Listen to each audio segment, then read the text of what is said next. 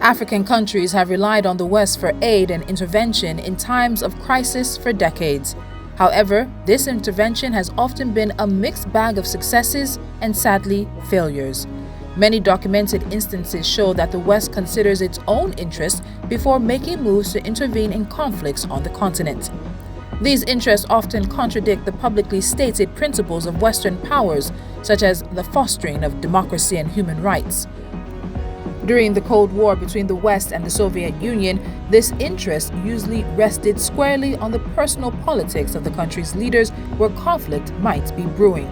As such, the West often supported brutally repressive regimes to stop the spread of communism. For this reason, it would often watch issues that had the potential to turn violent from the sidelines and then intervene on the side of whichever bad actor had most loudly and forcefully professed anti-communist leanings. More often than not, this support would eventually be withdrawn, but not after causing untold harm to the citizens of the countries in question and, crucially, great damage to the citizens' perceptions of the West. This has been the case since at least the 1960s, when most African states were decolonized. In fact, the conflicts began almost as soon as independence was granted. Before the political crisis between Nigeria's northern and eastern regions devolved into an all-out war, the international community was virtually indifferent to the internal crisis rocking the country. Even after the eastern region declared its independence in 1967 and the federal government responded by declaring a police action, Western powers still did not consider it necessary to step in. It was not until 1968 when Britain, for fear of losing its influence over the country following Soviet military aid to the Nigerian government, decided to support the federal government. The French supported the rebel Biafrans because France was interested in weakening Nigeria. In the decade following the end of the Nigerian Civil War in 1970, Western powers continued to coddle various African regimes, such as Idi Amin's brutal regime in Uganda. Amin's reign presented a series of unique and complicated dilemmas for American policymakers. Despite stating its commitment to the cause of human rights, President Jimmy Carter's administration opposed imposing economic sanctions on Uganda, which ultimately led to war with Tanzania when Idi Amin attacked in October 1978. The apartheid regime in South Africa is another case in point. For decades, the West supported the violently repressive white supremacist minority regime despite the determined opposition of most other African countries. This support would bring the West into conflict with the majority of African countries, which were determined to end the regime and liberate the black citizens of South Africa, and famously resulted in the nationalization of British Petroleum's assets in Nigeria by the Murtala Mohammed regime in retaliation for the United Kingdom's support for apartheid. Even that did not change the Western direction, and Britain's long-serving Prime Minister Margaret Thatcher, who came into office 3 years after the assassination of Murtala Mohammed, infamously called Nelson Mandela's African National Congress a terrorist organization as late as 1984. Ultimately, however, Western support was withdrawn from the apartheid regime towards the end of the 1980s, when the Cold War was all but won and the tide of events was becoming clear. As if that was not enough, the build-up to the First Liberian War saw the West's unalloyed support for Samuel Doe's government at the start of his totalitarianism. The U.S. only withdrew its support when it was no longer tenable. It led to a war that defined the country for much of the 1980s and 1990s, leading to regional instability, which ECOWAS had to step in to clear up. With the end of the Cold War, Western attention on Africa waned sharply, as it was believed that with the collapse of the Soviet Union, the West no longer had a rival for influence on the continent, if not globally. This lack of attention, coupled with the spreading conflict in the Balkans, meant that the West was slow to respond to the Rwandan situation in 1994. Additionally, the U.S. was recovering from 1993's Battle of Mogadishu, and this ensured that the international community was unresponsive to the conflicts building between the Hutus and the Tutsis, a problem that was underpinned by the Belgian colonial legacy.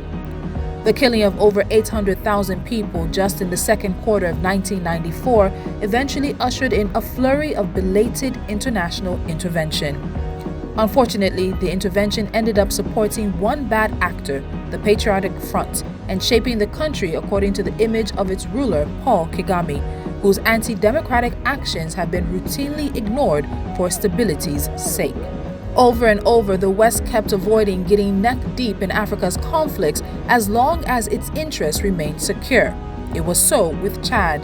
The international community had a golden opportunity to get Chad on the path of democratic rule, but French support for General Mahamat Kaka Debi's son, meant that the recommended constitutional line of succession was abandoned for French security and energy interests. As it was with Chad, so it was with Egypt. The Arab Spring in Egypt led to the deposition of Hosni Mubarak, the longtime dictator of that country, and democratic elections, which produced a government led by Mohammed Morsi of the Muslim Brotherhood. However, when General Abdel Fattah el-Sisi overthrew President Morsi, the West failed to issue a single statement in favor of preserving Egyptian democracy. Instead, it moved quickly to legitimize the new government.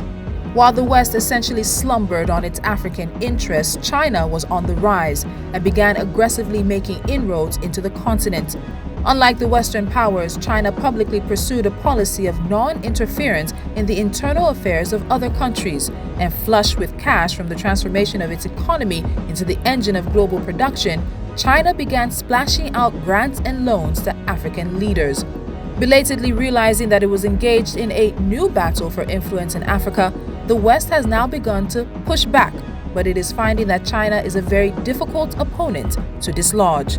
Despite that, the increased attention on Africa has not come with an attendant increase in the effectiveness of Western responses to conflicts.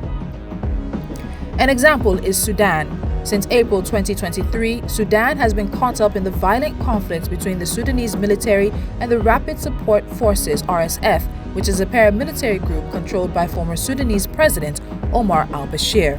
It was originally set up to fight rebels in Darfur, but has continued somewhat independently after al-Bashir was overthrown, and attempts to integrate it into the Sudanese military have been unsuccessful.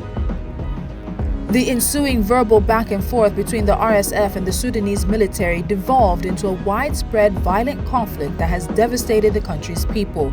Tens of thousands have been killed and millions displaced from their homes. With soaring inflation and widespread food shortages, the economy has also been hit hard. Despite the gravity of the conflict, the international community has been slow to respond to the crisis. For starters, the international community has been a tad distracted by Russia's war with Ukraine, a crisis that, for much of the Western world, is closer to home and presents a much more significant challenge to their own interest. The United Nations has called for an end to the violence but has not taken concrete steps to intervene. However, it has not escaped the notice of many Africans that after Western citizens were evacuated from Sudan, it fell off the headlines in Western media. To be fair, several reasons make it difficult for the West to intervene in Sudan. From a broad perspective, the West's ability to intervene in a conflict effectively depends on some factors, including the nature of the problem, the resources available, and the cooperation of the countries involved. The oil-producing country of Sudan is multi-ethnic and multi-religious and located in a strategically important region at the crossroads of Africa, the Middle East, and the Horn of Africa. The country has a history of conflict that is difficult to understand.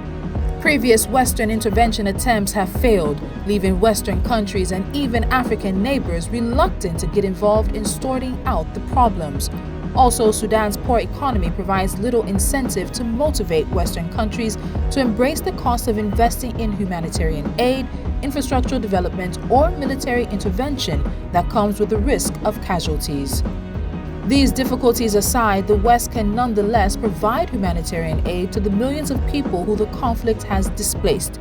It can also impose sanctions on the warring Sudanese factions and foster collaboration between the relevant players and the United Nations to create a political transition plan to a civilian-led democracy. With that being said, it helps to consider how the West is burdened, making it hard for it to intervene productively and proactively. The sheer number, 54 or 55, depending on who you ask, and complexity of African countries makes it difficult for the rich world to intervene when these countries have problems. The African Union comprises 55 countries with a combined population of about 1.3 billion people. Expecting the United States of America, France, and other leading Western nations to understand the nature and dynamics of every facet of life in these 55 countries with their massive population is unrealistic. This is coupled with the fact that members of the rich world often have goals and interests that differ greatly from those of the countries they are expected to help. Against this backdrop, there has been a growing movement in Africa to promote self-reliance. Africa's reliance on the West has made her vulnerable to Western governments and discouraged her from developing self-sufficiency. This has perpetuated the perception of Africa as a continent that always needs help. African countries can become more self-capable of handling interventions on the continent by investing in state capacity and developing strong institutions capable of keeping their societies stable. This includes building strong bureaucracies, independent judiciaries, and legislatures alongside competent diplomatic structures that provide the avenues to intervene in fellow African countries proactively. The role of the African Union in bringing stability to the African continent cannot be overemphasized. The AU has been involved in some crises on the continent, though with varying degrees of success. While it played a key role in the peace process that led to the end of the Sudanese civil war in 2005, it failed in its peacekeeping mission in Sudan's neighbor, Somalia. Although the AU lacks the technical and financial resources to play its role on the continent, by developing its capacity to accurately analyze the social, political, and economic conditions of its countries, it can assist in improving the international community's capacity to intervene correctly in the continent. As Africa develops the strength to manage troubling situations within its continent, the international community can employ its capacity and global influence to do better in Africa's conflicts. This can be achieved by forging stronger and more respectful partnerships with African countries, providing increased financial and logistical support to African peacekeeping missions, and sincere engagement in promoting good governance and human rights in Africa, while ensuring that perpetrators of human rights abuses are held accountable. And above all, trading with African countries on fair terms.